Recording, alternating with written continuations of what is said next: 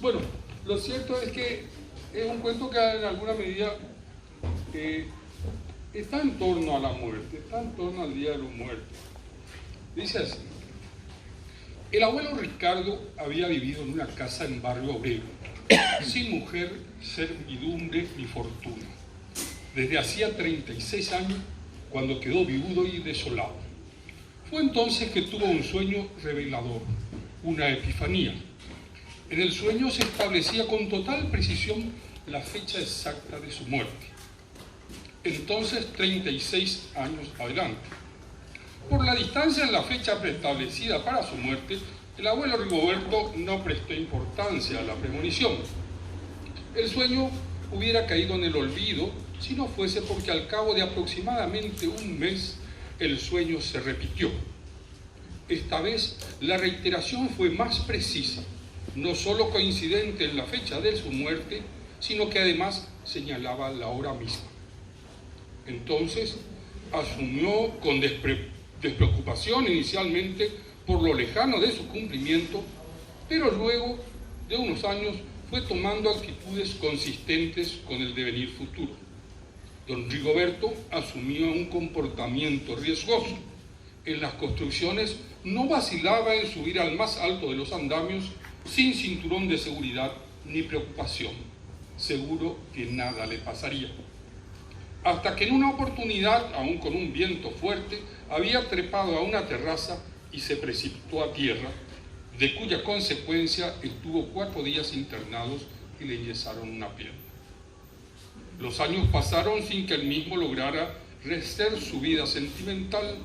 El profuso amor que repetía le ligaba a su difunta esposa, y la historia del ineludible día de su muerte habían ahuyentado a todas las mujeres que alguna vez vieron en él a un pretendiente.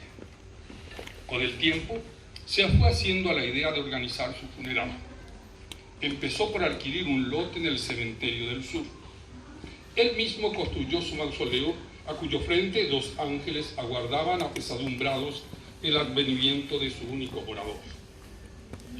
En no pocas ocasiones le habían solicitado la guarda temporal de algún pariente fallecido imprevistamente, a lo cual se había negado sistemáticamente.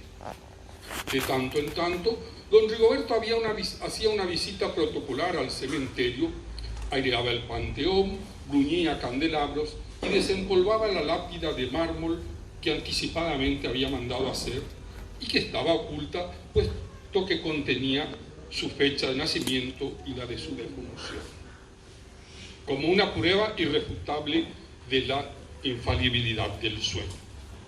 Las confesiones cada vez las venía haciendo con más asiduidad y las comuniones eran corrientes en misas dominicales.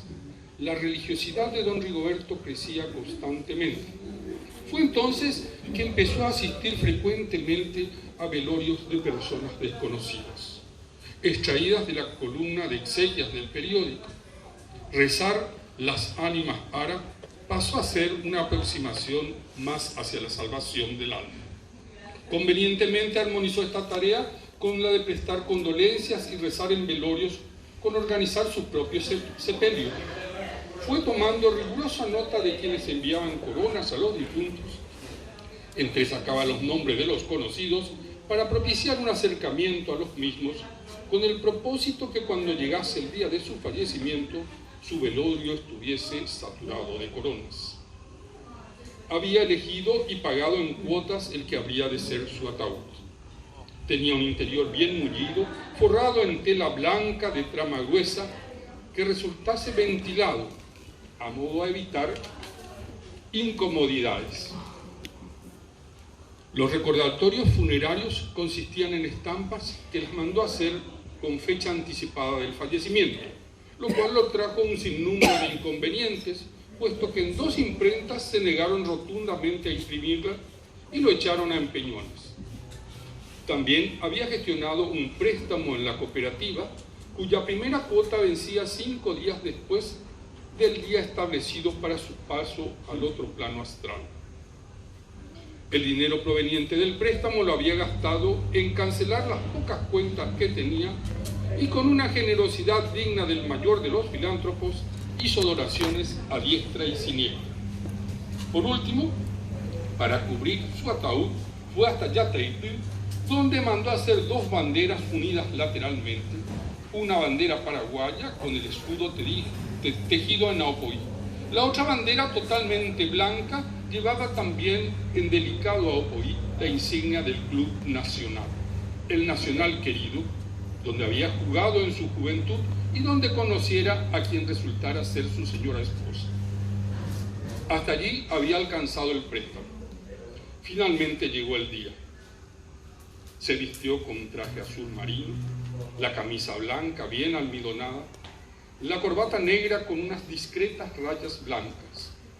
Recordó que en el segundo sueño le fue revelada la hora exacta en que habría de fallecer. Las 14:37 era la hora fatídica.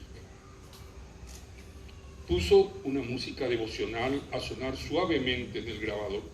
Cogió su Biblia, abrió el libro y recorrió con asombrosa calma los pasajes que había marcado para este delicado trance. La ansiedad por momentos le traicionaba. Entonces se sacó el reloj pulsera, lo depositó suavemente sobre la muralla y lo volteó para no ver el avance de las manecillas. Leyó y siguió leyendo. Por momentos le embargaba la idea de que ya era la hora, pero no podía distraerse de su ocupación. La muerte le debía sorprender, inmerso en la Sagrada Escritura. Leyó y siguió leyendo, y vio cómo el sol se iba inclinando hasta casi el horizonte, y comprendió que ya era imposible que no hubiese llegado la hora fatídica. Suspiró largamente y extendió la mano vacilante hacia el reloj. Las 17:25 marcaban las manecillas. Había transcurrido la hora sin que ocurriese absolutamente nada. Se sintió sobresaltado, estaba como exaltado entre jubiloso y apesadumbrado. Se miró el cuenco de las manos vacías y alzando la mirada hacia la parte más celeste de la tarde dijo: ¿por qué me haces esto? Era un reclamo y una pregunta al mismo tiempo. La decepción había sido tremenda. Era imposible no morirse como debiera, como Dios manda.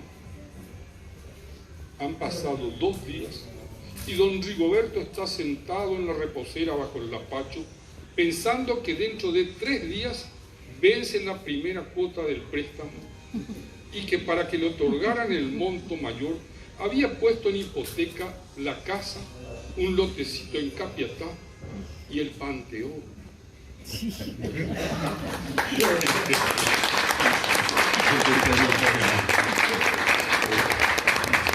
Hay que dejarnos a que venga sola, no hace falta. Bueno, quiero pedir otra vez al profesor Feliciano, porque él hizo una poesía y quedó en hacer más. Y también acá está la profesora Zulma Trinidad, que es profesora del Instituto Andrés Barbero y de otras facultades también. Gracias a ella, todos los que están llegando. Voy a dejar, vamos a escuchar. Tacuapu, Cuñambia, Omae y quejare en Daguere, Ombuati Hapisape, Yeroku Pajana, Bewe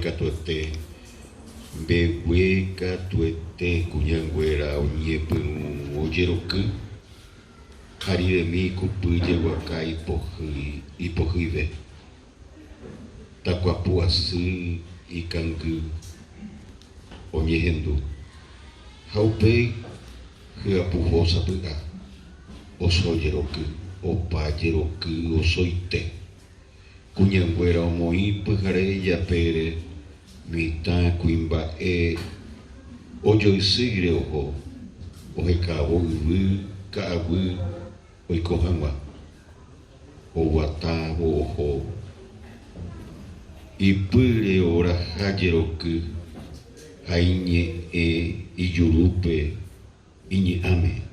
Muy bien. Bueno, seguimos sumando. Tenemos acá con nosotros a